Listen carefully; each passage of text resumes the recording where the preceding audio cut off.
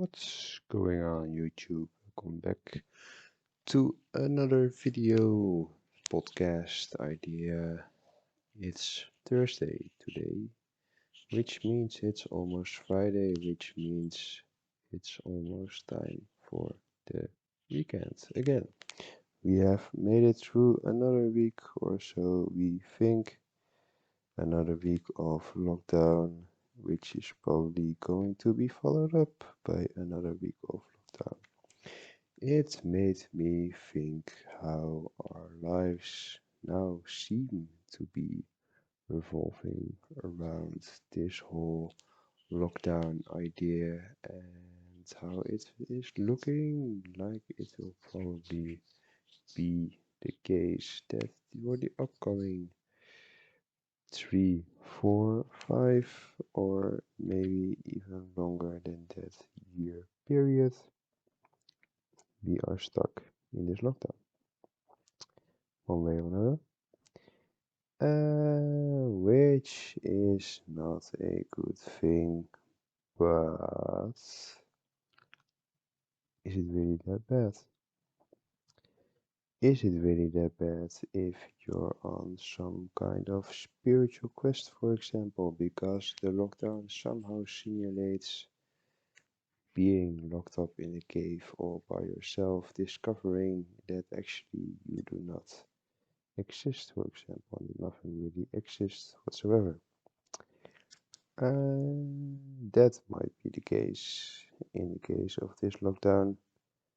Of course, we as humans like to dwell on the negative of things and are glad to just, how do you say it? Go around our daily lives, and if something is missing, then we feel lost in all of the uh, contraction, etc., etc. For example, so this lockdown gives us plenty of opportunity, but we have to take it regardless. So, do we choose to do that? Of course, we don't choose to do that because there is no person here, there is no personality, there is no object, and of course, there is no subject and there is no person. You can notice this, of course, when you're in a high stress situation or you give your body a lot of stress. I guess it works for me at least to just uh, keep my body physically active and stressed, and if you over exaggerate that point of being, then you eventually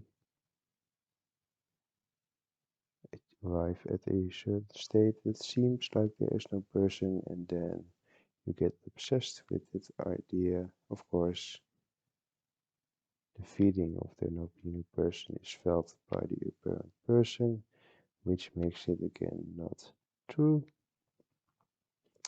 but it sort of mimics the feeling of not really being here, sort of,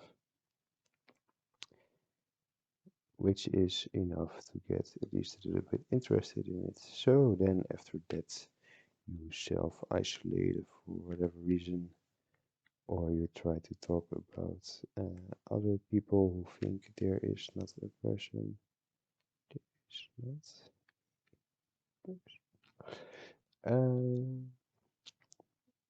And you go to all kinds of different meetings.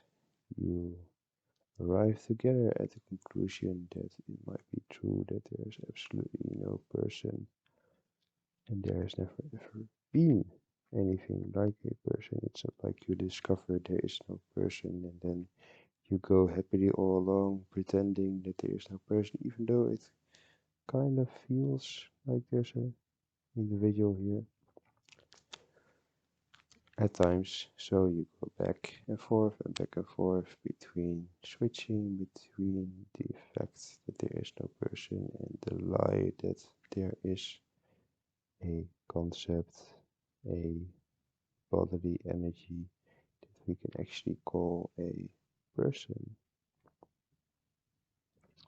even though that's just a human construct. Where the hell are you supposed to be in your body? I can already give you uh,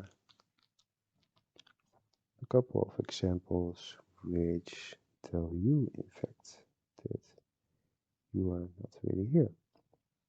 That's quite easy, even though people make it oh so hard and they try to think that they're not here. But as soon as you think that you're not here, of course, where the hell are you? Right here. But you can actually feel like there is no individual. You can actually feel, or in fact, you can't, but uh, it's already the case that there's not a individual whatsoever.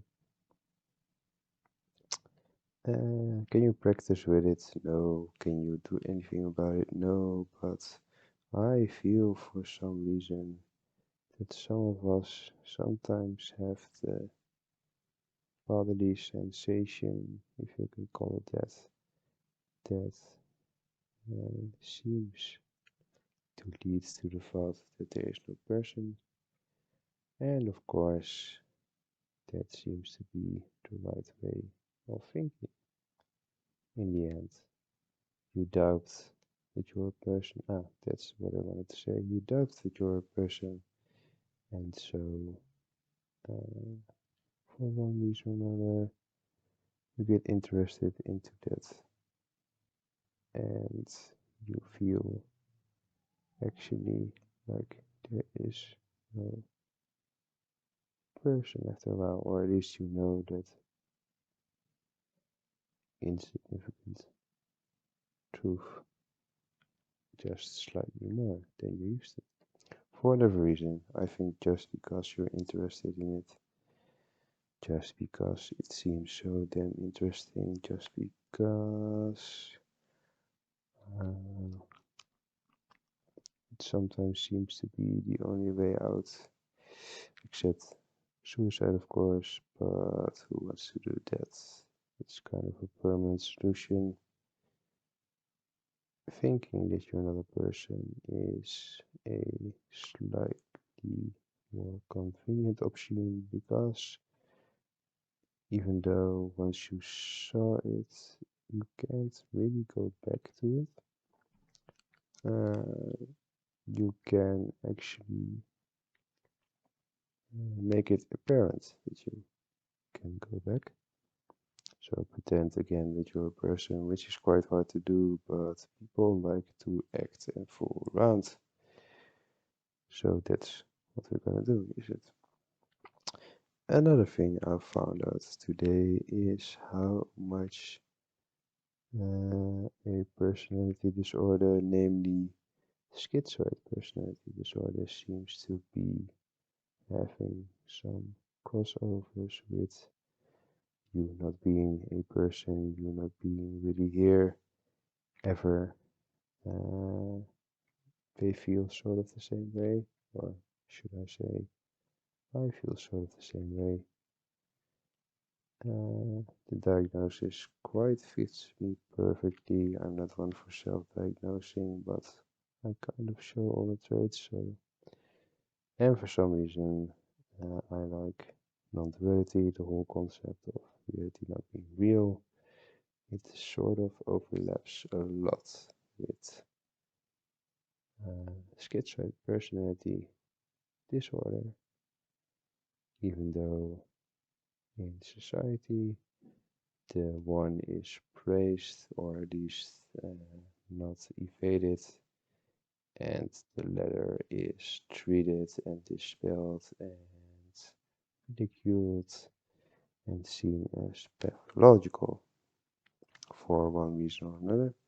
I don't really know why, but people do make fun of schizoids for whatever reason. maybe because they are so eccentric, maybe because they just can't act normal for just one freaking second, which is not really their fault or our fault or whoever's fault it is. It's just happening, as they say in non-dual circles. So I discovered that there is definitely some overlap between the two. Take that with a grain of salt because I'm not really a psychiatrist, nor am I some magical guru, nor am I someone you should listen to. In fact,